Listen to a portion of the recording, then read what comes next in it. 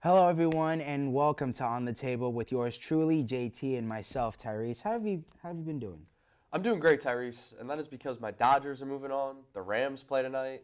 Speaking of the Rams playing tonight, how are we feeling about this? We got another Thursday night football matchup in the NFC West. Last week, we had Cardinals Seahawks. The Seahawks end up getting the win on a walk-off field goal.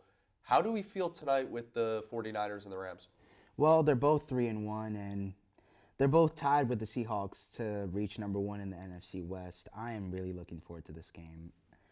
It's great to have something like this, and then you also have the rivalry aspect to it. I wish the Rams were wearing the rivalry jerseys. I wish we were, but unfortunately we're not. Um, I don't see a world where this isn't a close competitive game tonight. I know the Niners have several guys out. They have Mac Jones starting tonight. Juwan Jennings is out. Ricky Pearsall is out. However, as much as I don't like the 49ers, they do find ways to win games even with guys out. Mac Jones has won a few games already for the 49ers. Am I saying the 49ers are going to win tonight? No. But I don't think this is going to be some crazy blowout fashion victory. The Rams were a 3.5 point favorite, now an 8.5 point favorite after Brock Purdy was ruled out. I got the Rams tonight. I know maybe I'm a little biased, but I do have the Rams tonight. Terry, do you have a score prediction for tonight? Well,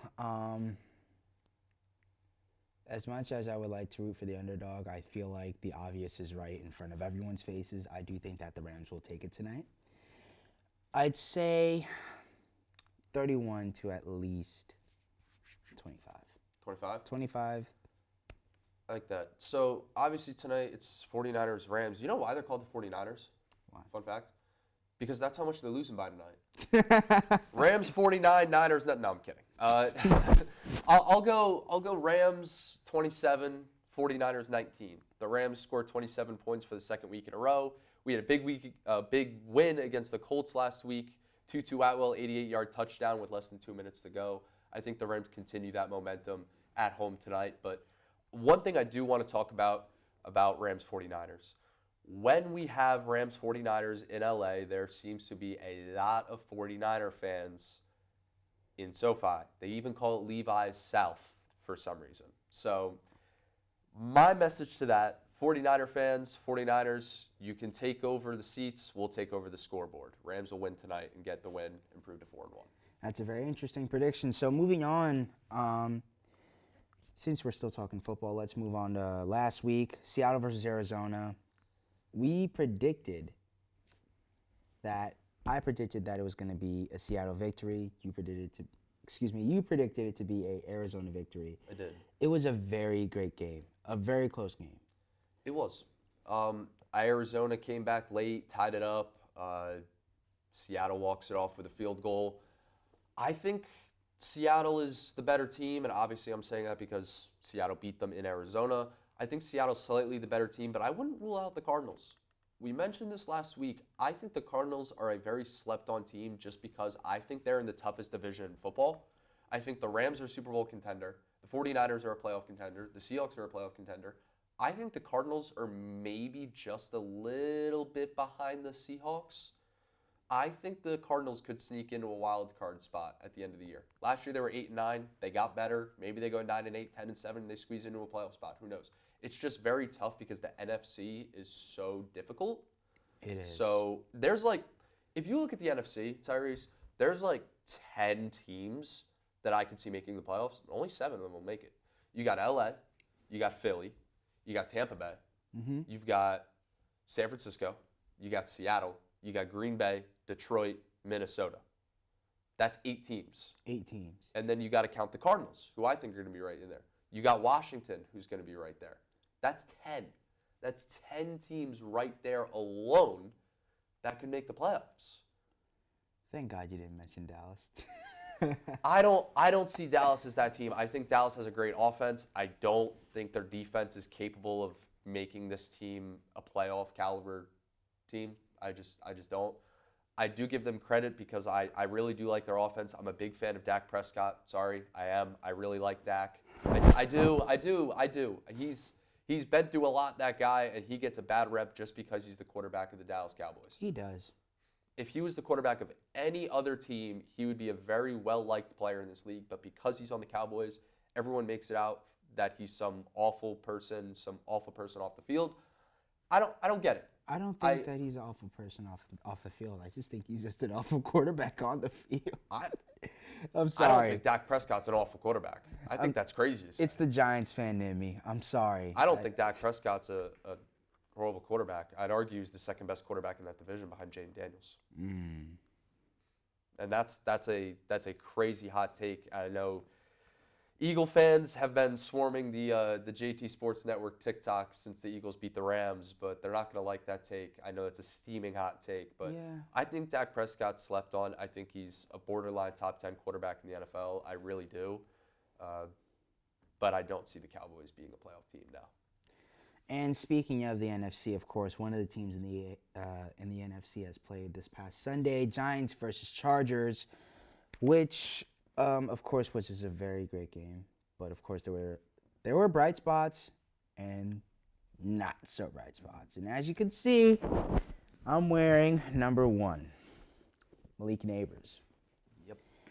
out for the season with an ACL injury. Which begs the question, what happens now with Neighbors not at the wide receiver 1 position? I think obviously, we don't need to sit here and state the obvious that this is a devastating loss for the Giants. If there's any player on the team that you would want to not be hurt, it's him.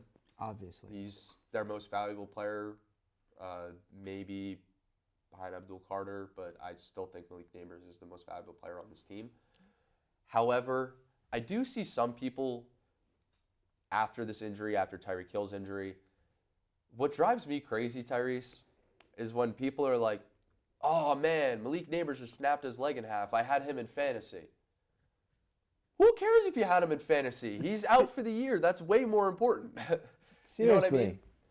But obviously, I feel for Malik Neighbors. I feel for Tyreek Hill. These are great players that, unfortunately, their season has come to an end. But speaking of season-ending injuries, like I brought up Tyreek Hill, do we think this is it for him in Miami? Is this it for his career? Because we've seen similar injuries to this. I mean, that was ugly. That was an ugly injury. It was. And is this it for Tyreek Hill? I don't know. From the look on his face, did you see what happened when he was getting carted off? He was like clapping. He was clapping and smiling and all that. To be honest, I don't think this is it for his career. I think it's it for him in Miami. I would agree with that. Because if you're reacting in that manner, it's not that you're not happy it's not that you're happy that you're not going to be able to play football anymore. No, that's not the case. It's that you ain't got to play for the Dolphins no more. See, that's the thing that, I don't understand with Tyreek Hill. Like last year, the Dolphins were still in playoff contention. They were 8-8 going into the last game of the season. They ended up losing to the Jets at MetLife Stadium. They were eliminated from playoff contention. In an interview right after, he said, yeah, I'm out here. I'm out. I'm done. And he stayed another season. And he stayed. He got hurt. Obviously, you never want to see anybody get hurt. I would never wish anybody to have any injury whatsoever, no matter what team or who they are. It doesn't matter. However, I don't understand why he would say that, then come play and then look happy when he's out for the year. It's a little confusing to me. Yeah, he's always unsettling. Been a very interesting character, I guess you could say. Yeah. But it's a weird situation. But both of these teams that lost their star wide receivers, the Dolphins and the Giants, both ended up winning the game anyways, and they both improved to 1-3. Yeah. Who do you think is the best 1-3 team in football? Between both? Any team that's 1-3 right now. I have my answer. Who do you think? I think it's the Houston Texans. Texans? The Texans started at 0-3. I had them being a very good football team this year. They lost to some good teams. They lost to the Rams. They lost to the Bucks. These aren't easy games. Then last week, they do have an easy game, and they took care of the Titans. They beat them. I think they're the best one-win team in football. I don't see the Texans staying under 500 the whole season. I think this is a team that has potential to be very good. I think C.J. Stroud has way too much. He gets way too much hate. Way too much. CJ Stroud, yeah. Yeah, I see it all the time. People are talking about how bad their quarterback is in Houston and that he's the problem. He is not the problem. Are we forgetting that he took that team to the playoffs the last 2 years after they stunk? After the whole ordeal where they had to lose Deshaun Watson, they didn't have a quarterback. They were in a horrible spot. They draft CJ Stroud. He immediately takes them to the playoffs 2 years in a row. And People just forget. all of a sudden they get off to a bad start and CJ Stroud sucks now? No, he doesn't. I think that's crazy. It's just pure outright hypocrisy. Yeah. People tend to forget. People always tend to forget. And in his case, it's just insane to me. But back to what you said about asking me who is the best 1-3 team. To be honest, I think the Ravens. I think the Ravens are one of, if not the best 1-3 teams in the league right now. That's fair. Despite their position, they still look like there could be brighter days ahead for the team. I do think that they could turn around if they choose to turn things around. I'm going to be honest.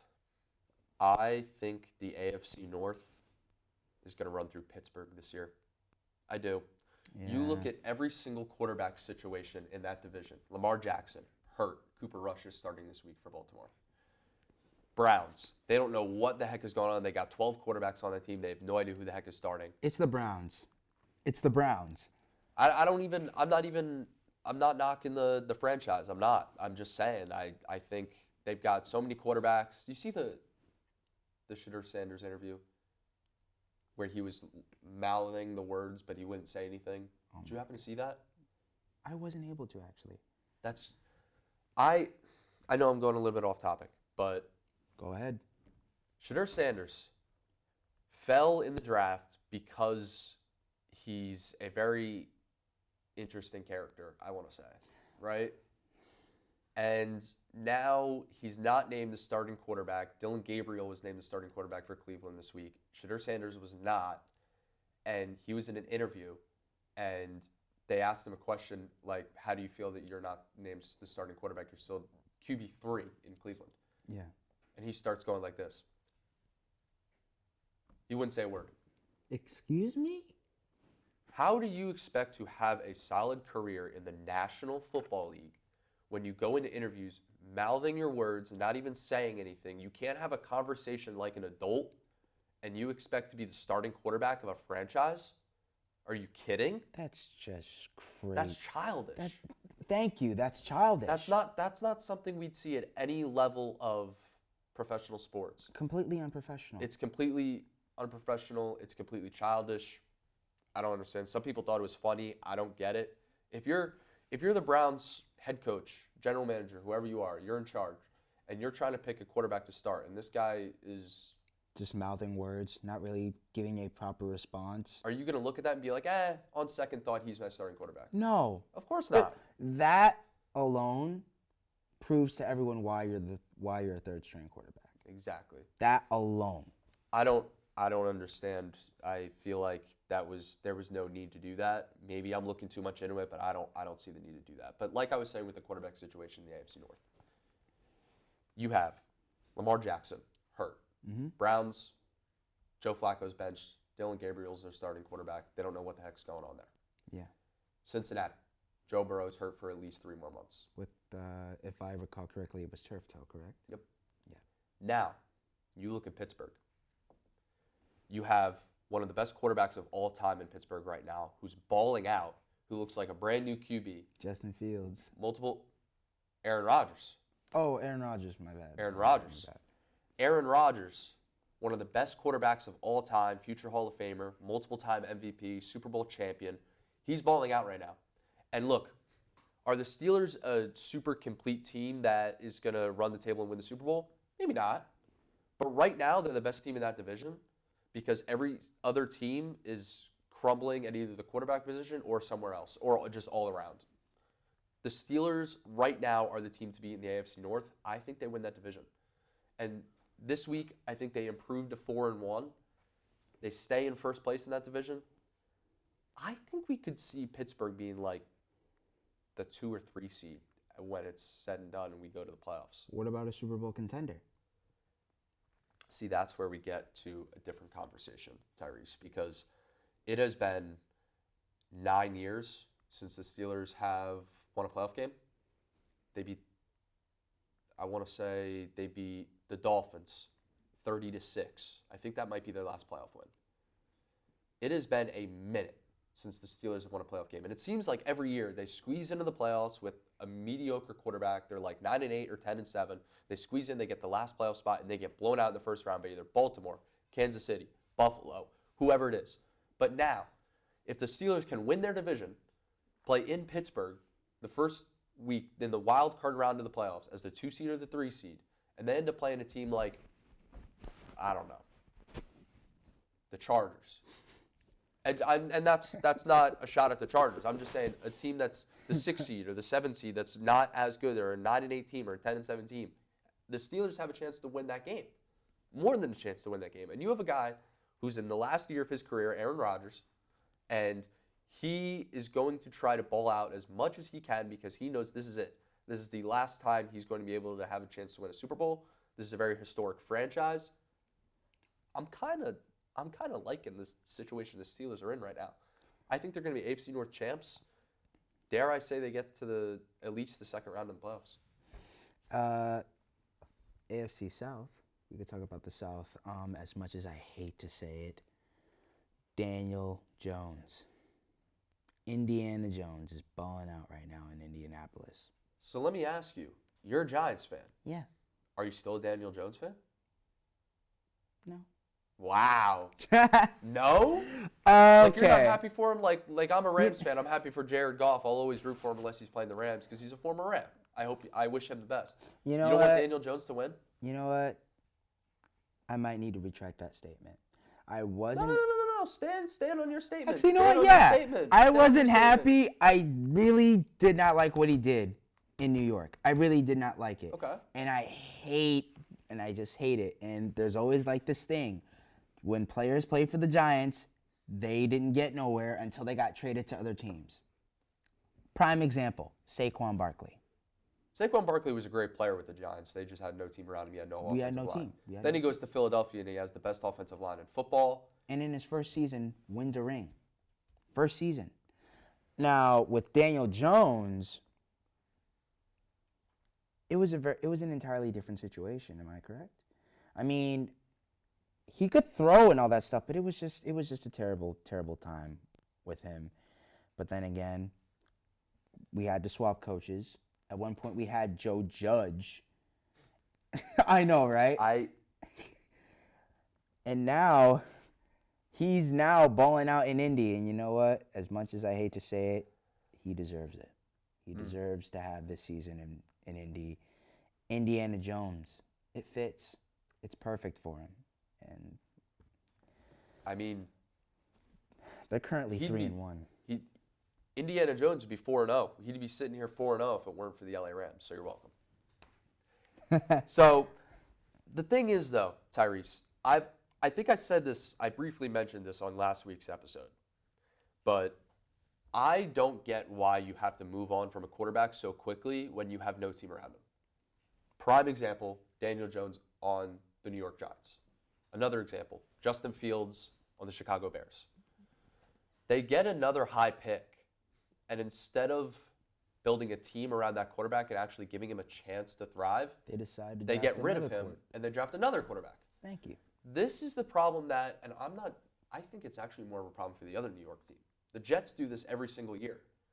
They get a quarterback, Sam Darnold, for example. Yeah. No team around him because they were the worst team in football the year before, second worst team in football, whatever. They draft Sam Darnold. They go nowhere because he has no team around him. He has no offensive line. He has no receiving core. He has no defense backing him up. And then they move on from him because the team still isn't good. So they bring in another quarterback. Now, it's Zach Wilson. Same thing. He still has the same very below average team around him. Dare I say, not good. And it's the same thing. He can't thrive because there's nothing around him. Off he goes. Now they bring in Aaron Rodgers. Aaron Rodgers, great quarterback, past this prime, yes, but still a great quarterback. No team around him. Off he goes. 2 out of 3 of those guys are now balling out elsewhere. Sam Darnold went 14-3 with the Vikings last year. Aaron Rodgers might win the division with the Steelers this year, like I just said a few minutes ago. Yeah. I think it's going to be the same thing with the Giants. They have Daniel Jones. They have no team around him. And as soon as they somewhat start to build a team, Abdul Carter, you start to try to get an offensive line, they get rid of him. Now you got Jackson Dart. This week was good, and I'm not making light of that. Great win. It's a great sign for your franchise. 100%. Happy for you. Appreciate But that. if it ends up being the same thing as Daniel Jones, and they're not winning games, and they're 1-3 right now. Let's say they win 5-6 games this year. Are we just going to move on from Jackson Dart again? They shouldn't, because it takes time to build a team around your quarterback. You have to have confidence in your quarterback, like I was saying before with the Bears with Justin Fields. They had the number 1 overall pick in the draft the next season. They got rid of Fields. They bring in Caleb Williams. They win 5 games last year. Justin Fields wasn't the problem. Daniel Jones wasn't the problem. Sam Darnold wasn't the problem. You get my point. I think it's so important to build a team around your QB before you can really look at that quarterback and say, yeah, he's not our guy. Yeah, That's just my thoughts. I agree with you. You have to build a team around him. You have Absolutely. to build a team around him. And like I said, like you said, it was the same thing. Same thing happened with Darnold. Same thing happened with Fields. Same thing that happened with Daniel Jones. Heartbreakingly, I had to say it, but it's the truth. But God willing, someone could put a team around Dart before they ever make any considerations on moving on from him. I think he's going to be a good quarterback. You just got to give him time. You got to give him a team around him. If the Giants don't make the playoffs this year, they finish with not a great record, but Jackson Dart shows signs of being a solid quarterback. They have to keep him. Build a team around him. Take your time. Don't move on from him in 2 years because you didn't make the playoffs in 2 years. The Giants aren't in the position to run the table and win a Super Bowl right now. Everybody knows that. That's okay. It's going to take a few years. Build a team around them and go from there. Now, moving on to more New York sports, moving on to the major leagues, of course, the New York Mets. They missed out on the wild card, losing to the Miami Marlins, one of the most painful losses in the Mets' history since 2007. They were they were 45-24 all the way up until June 12th and spent $340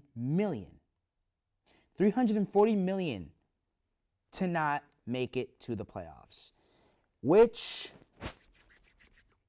leads to the most painful topic for the Mets fans, is that Pete Alonso. He is currently looking to opt out of his contract after 7 seasons. After 7 seasons with the Mets, he's looking to go into free agency, which begs the question that is on everyone's minds right now. Will Pete Alonso leave the Mets ball club after only 7 seasons? I think Pete Alonso has played his final game as a New York Met. I do. I don't see why he would go into an interview right after the last game of the season and say, "Yeah, I'm gonna opt out of my contract." Why would he say that if he's returning to the Mets? He wouldn't. He would at least say something like, "Oh yeah, I want to be here. We're gonna work out a new contract, but I want to be a Met." No, he just said, "Yeah, I'm gonna opt out of my contract." Enough was enough at this point. Now, I don't really understand that. I think it's a little unprofessional on his part. I hate to critique, but I think it's a little silly. You know, you guys just missed the playoffs it's game 162, down to the wire. You're trying to make playoffs. You missed the playoffs, losing your last game of the season to be eliminated. And you immediately, a half hour after the game's over, if that, you're in an interview in the clubhouse and you basically say, "Yeah, I'm leaving the team." Come on. I mean, you're still in the clubhouse with your guys. You still got to take the flight back home, and you're basically saying, "Yeah, I'm leaving the team." Like, at least take some time to think about it. That's just the off season's a half hour long, Pete. But that brings the question: if he does leave, now I know we got a lot of baseball left, and this is the best time of the year maybe the best time of the year for sports is October with MLB postseason, NFL, NBA coming back, NHL coming back. Agreed.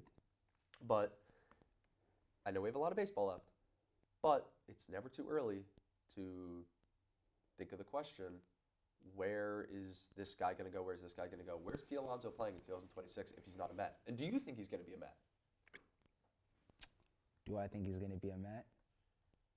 It's hard to see him not in a Mets jersey. It's hard not to see him in a Mets jersey, but It's all we've ever known. That's all we've ever known. Thank you. It's all that we ever known, but I do think that he actually will leave. The question is, what team will he land on? I don't know. I'm going off the top of my head. Phillies? The Phillies are doing pretty well. The thing is with Philadelphia is that Bryce Harper's at first base right now. However, if you need a designated hitter, I'm sure Pete Alonso would be a fit, but I think there's another fit. And I'm looking at that logo on your cap right now, Tyreese. I'm just saying. It would be nice. I wouldn't be surprised. Would I be like, oh, wow, yeah, I would be surprised if Pete Alonso went to the Yankees. But I'm not saying that it's impossible. Because we look at Juan Soto last offseason. He stayed in New York just with the other New York team because he got a lot of money. Do the Yankees counter that? Now, I'm not saying Pete Alonso is as good as Juan Soto, but do the Yankees counter that and say, yeah, you took Juan Soto from us by just throwing a lot of money at him? Guess what? We're going to do the same thing with Pete Alonso. Pete Alonso is going to come to Yankee Stadium, the smallest ballpark in the league, and he's going to hit 40-something home runs, which he's already doing anyways, 120 RBIs. Now he's going to come to Yankee Stadium. He's going to do even more. If I'm the Yankees, I'm pursuing Pete Alonso this offseason. Right now, their first base situation, little going from Anthony Rizzo last year to Paul Goldschmidt. Not to knock the former MVP Paul Goldschmidt, great player, but towards the end of his career, I could see them letting him go like they did Anthony Rizzo last year, and I can see them going out and spending a lot of money on Pete Alonso to be their franchise first baseman for the rest of his career. All right. That's actually a pretty good prediction, actually. That's actually a good take. It does have a nice little ring to it. I'm not saying I want it to happen. With the Yanks. Not saying I want it to happen. But I wouldn't be surprised if Pete Alonso signed with the Yankees this offseason. But speaking of the Yankees, we got Game 3 today against Boston. How do you feel as a Yankees fan? Are you nervous? Are you confident? How do we feel? Is it a mixture? It's a must-win.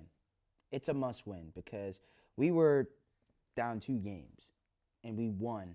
We won the third one previously. We have to make this 2-2, and then force another game, and then win it all and move on to the next round. So today's the last day. Today is it. Oh yeah, you're right. So if they win, they move on to Toronto. If they lose, they're done. Now, this is great about baseball because it's as a Dodgers fan, I'm very worried about. I don't want to say worried about playing Philadelphia. I'm very, very nervous just because it's the Phillies. You know how we feel about the Phillies. Mm-hmm. But anyways, the Dodgers are the only team to sweep the wild card round. Every other round is 1-on-1, which is actually starting right now. I don't see a world where these games are an absolute cinema today. Yankees-Red Sox, one of the best rivalries in sports history. Agreed. Win or go home in Yankee Stadium tonight. Who do you got? Obviously, I have to go with the Yankees. Obviously. I mean, I just can't see. I can't stand the Red Sox. I can't stand them. I can't. I'm sure. Them. And a friend of mine, you know who you are if you watch this. He's a Red Sox fan, and it would be so sweet to text him, "The Red Sox lose." The Red Sox lose. It would be so sweet to send that text. I have to say it. The Yankees take it all tonight. Red Sox fans were talking a lot after going up in the series 1-0. Yankees come back and tie it last night. Game 3 tonight in the Bronx. Give me the Red Sox. The Red Sox win Game 3. You heard me. The Red Sox win Game 3. I'm about to walk off this set, man. The Red Sox win Game 3. They move on to Toronto. And guess what? They're going to beat Toronto, too. No, you think I'm making jokes. I'm being serious. We'll see about that. I'm being serious. We'll see about that tonight. Look, I said last week, I gave the Yankees their flowers, I gave them their props. I said if they get past Boston, I think they're going to go to the World Series. And they should. However, I don't think they're getting past Boston tonight. Boston in the Yankee Stadium, that Little League ballpark, they go in there, they win Game 3, they move on to Toronto.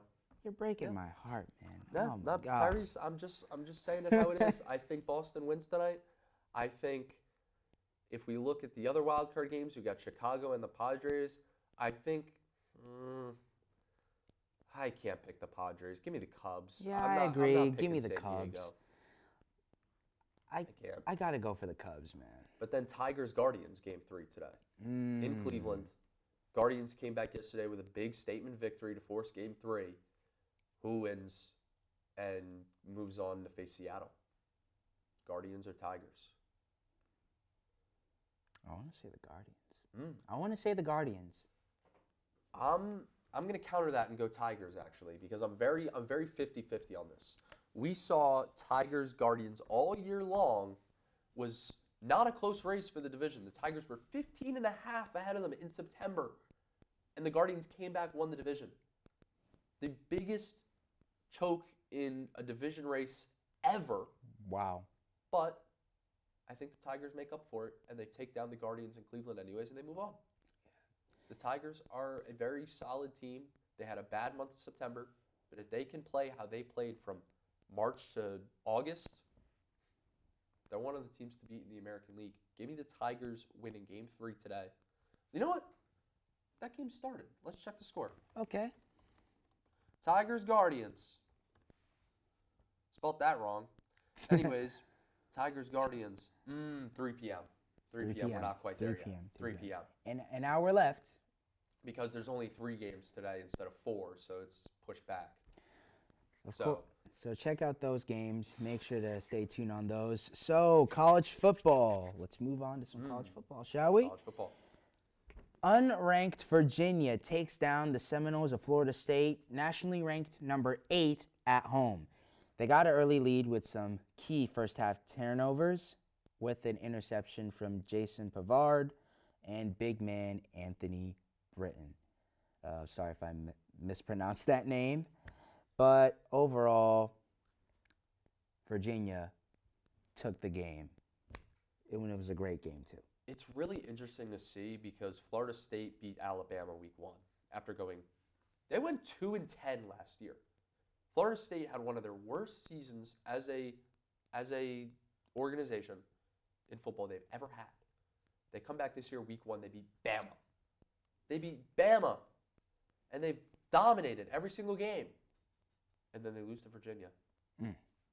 That came out of nowhere. I would have never predicted that, I'll be honest. Would have never predicted that in a million years. And did you see that viral moment when the fans rushed the field as soon as that interception took place? It was two seconds after the ball dropped, if that. Stormed the field. Everyone got taken out. I feel bad for the receiver on Florida State. Because he could have gotten trampled. He might have died. It was. Someone check on him. Is he with us? Are you there? Like it's so. I don't know what to say. That was. I've never seen a quicker rush to the field than that. That was crazy. Like. I don't know. Someone look for him if he's okay, please, because that was scary, but it was a crazy moment. Moving on, nationally ranked number 6 Oregon walks out of Beaver Stadium with the win, beating now number 2 Oregon. They were ranked 6, now number 2. Now number after 2. That win. Thank you. Now number 2, only behind Michigan's little brothers, the Ohio State Buckeyes. Which, speaking of Michigan, Tyreese, can we make the announcement? You've been trying to make Tyreese here does not have a favorite college football team. And I've been trying to recruit him as a Michigan Wolverines fan, as I have been my whole life. Tyreese, can we make the announcement? What's your decision? Are you a Wolverines fan? Ladies and gentlemen, I decided to commit to the University of Michigan. Go Wolverines. Let's go, dude. Come on, let's go. We got another Michigan fan. The greatest college football program in college football history, the Michigan Wolverines. They have the most wins out of any college football team in the sport. It's great to be a Michigan Wolverine. Fun Hail fact. to the victors. Fun fact, I was recommended to be a Rutgers fan, but I gave it some time, some thought, and I felt like being a Michigan fan it's for me. I feel like it's for me, and I'm proud and 100% committed to this great program. You know who's a Michigan fan? Who? Derek Jeter. Now, I'm not a Yankee fan, but you are. Yeah. So there you go. There you go. That's even a plus for me. There you go. That's a plus. So as a Michigan fan, we're ranked 20th now, right ahead of Notre Dame, right behind Missouri. Should Michigan be ranked higher? Are they in a good spot? Are they too low? Like, what do you think? I know you've been a Michigan fan for about 15 seconds, but in my opinion, I think we're ranked a little too low. I think after Florida State loses to Virginia, I think we should be ahead of them. I think we should be ahead of Missouri. I think we should be ahead of Georgia Tech and Vanderbilt. I think Michigan should be in the top 15. They should be in the top 15. And right now we're 20. How do you feel? I believe that they should be within the top 15. I do think that 20 is pretty low, especially for Michigan standards as well. I mean, I agree. They're one of the best teams in the nation. Why rank them at 20 when they should be within that echelon in the top 15? I think they should be in the top 15. That's right. So I don't see a world where Michigan affords another loss this season because we have to play the game. The game. That's true. Ohio State versus Michigan. Oh, that's going to be in November at the end of the season every single year. The Saturday after Thanksgiving. You're a Michigan fan now, so you got to know that. The Saturday after Thanksgiving every single year at noon, Michigan, Ohio State. This year it's in Michigan. Michigan has won the last 4 matchups against their little brothers, the Ohio State Buckeyes. Right now, Ohio State is number 1. Michigan is 20. However, like I said, Michigan's won the last 4. If Michigan beats Ohio State, they will make the college football playoff. It's the top 12 get in. Right now we're 20th. We lost to Oklahoma. We're right now 3-1. We lost to Oklahoma, who's right now ranked number 5. So that's not a bad loss. Mm-hmm. That's a loss on the road to a top 5 team in the nation. I'm not mad about that, but I don't think Michigan can really afford to lose another game if they want to make the playoff. And if they do lose to Ohio State to still make the playoff, I don't know if it's worth it at that point because you got to win the game. Tyreese, this is the one, in my opinion, this is the number 1 rivalry in sports history. Michigan, Ohio State, the Wolverines and the Buckeyes. Not even in college football. I mean, you got rivalries like Miami and Notre Dame. Yeah. Are we talking college football or all sports? College football. Oh, college football. Well, the top rivalries in college football, Michigan, Ohio State is by far number 1. Not saying that because I'm a Michigan fan. Everyone can agree on that. That's the number 1 rivalry in college football. Number 2, I would say Auburn, Alabama, the Iron Bowl. Oh, yeah. Every Saturday after Thanksgiving, it's Michigan, Ohio at 12, and then at 3:30, it's Auburn, Alabama. Then you also have Miami, Notre Dame.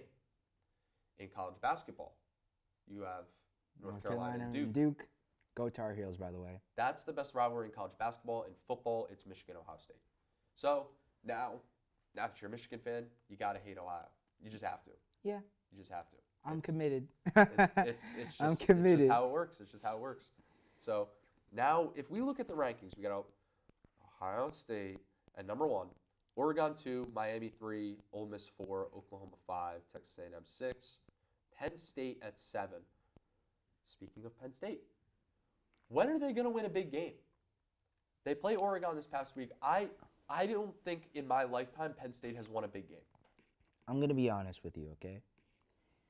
The last play of the game, Drew Aller, quarterback for Penn State. He let them down pretty bad with the poor late pass, but I'm going to be very honest. It's not a quarterback problem. Oh, absolutely not. It's a James Franklin problem. It's a coaching problem. And from what I've looked at, he is 4-12 up against the top 10 teams in the nation. That should not happen. No. That should not happen, especially since Penn State is within the top 10. It's insanity to me. So let's be very honest. Since I brought up 4 to 12, it basically, now you may say, now many people watching this, you may say different things, but let's be honest. The problem is obviously it's James Franklin. He does not know how to win games, even big games at that. It's a shame. It's a very big shame. I don't like saying it, but it's the truth from what I've seen. I can't disagree. I can't. I'm not going to sit here and say he's a bad head coach, but he hasn't won a big game ever. I mean, come on. They haven't won a big game in so long, and Penn State has had the team to win a national championship a couple of times now in the last 5-6 years. Yeah. They've had the chance. 100%. Last year, they should have beaten Notre Dame in the playoff. Absolutely. They should have been in the championship, but they weren't because they got outcoached. Is it time for James Franklin to move on? Is it time for Penn State to move on from James Franklin? Your answer is yes. Yes. Wow. I think it's time Wow. for Penn State to move on from James Franklin. Wow. That's crazy. And they're still ranked 7th, but they lost to number 2 Oregon. Oregon was number 6, now number 2 after beating Penn State. So Oregon's now in the Big Ten with us. They joined the Big Ten last year, so that's also a Big Ten championship rematch from last year. Oregon beat Penn State because Penn State once again couldn't win a big game. So it's tough. It's really tough. It's a tough pill to swallow if you're a Penn State fan, for sure. 100%. Now, moving on to soccer. So, James, you told me you're Italian, correct? How you doing? Of course. So, San Siro, huge. I'm. You got to educate me here. I've heard Gladly. about the stadium. It's being demolished or something. See, What's going on? remember last episode where we were talking about robot umpires and how changes in baseball does not need to happen? It's unnecessary. That's the same thing that I feel as a soccer fan. And I'm not an AC or Inter Milan fan. I'm a Liverpool fan. But I'm also a football fan. World football, right? For anyone who prefers it, whether you call it football or soccer, same thing. One of the hallmarks of European football, a symbol of Italian royalty, being demolished after more than 100 years. It's insanity to me. Homes to clubs AC Milan and Inter Milan. So this has been, sorry, Control. This has been a stadium for over 100 years, Yes, for over 100 years. and they're tearing it down. Yes, they're tearing it down. 10 Champions Leagues combined with both clubs. Fun fact, AC Milan has 7 Champions Leagues, Inter Milan only have 3. That's 10 in total between both clubs. Dozens of legends that have graced both clubs. Many people might not know this, but anyone who's a soccer fan will know. Roberto Carlos, Clarence Seedorf, the big 3 of 80s European football. Both, actually no, not both. All 3 played for AC Milan. Ruud Gullit, Marco van Basten, and Frank Rijkaard. Diego Milito, who played for Inter Milan in the Champions League winning squad, along with Walter Samuel and many, many more. Both clubs, both respectively Italian and world football giants. They will still share a stadium, even though there were recent worries with the 2 clubs splitting into different home fields. Not only leaving behind, but destroying the most intense, if not one of the most intense atmospheres in the world of sports. Wow. This, let me tell you something. This right here is nothing short of sacrilege. Ooh. Sacrilege. I can't stress this enough. This is completely insane. This does not have to happen. A stadium as iconic as it is, you're deciding to tear it down just to rebuild it again. To me, Tyreese, this is the equivalent of, now, baseball is my number one sport, so I'm going to compare it to baseball real quick. This is the equivalent to either, for the people that don't follow soccer too closely, if you're wondering what this is about, this is the equivalent of if Fenway Park or Wrigley Field was to be taken down. Us baseball fans, we'd be going crazy. This would be a disgrace. That's how soccer fans feel, to just clarify that. Thank you. I really appreciate that comparison. I really like it because it's insane. It's just absolutely insane. It's not needed. It's unnecessary. And it's insulting to my Italian culture just to throw that out there. So, what a disgrace. Complete disgrace. Absolutely. Respect. Now moving on to the last topic of the sport. Champions League has just taken place yesterday. PSG in full, Paris Saint-Germain just beat FC Barcelona 2-1 at the 90th minute. The final minute, first blood being drawn by Ferran Torres of PSG, scoring at the 19th minute, along with Seni Mayulu of PSG tying it at the half. And the final minute scored by Gonzalo Ramos. Very great game. Amazing, amazing match. Wonderful. But, I mean, low-key, this is why PSG are the champions of Europe right now. They basically showed everyone why they're champions. Sure, they may play in a easy league. The league that they play is in the French league, Ligue 1 or Ligue 1. They call it the Farmers League. And they showed, listen, this is why we're the top team in that league, and this is why we are the number one team in Europe right now. That match yesterday was a phenomenal match. Nothing short of a thriller. Now, if I may add something. Yeah. I like to consider myself a soccer expert.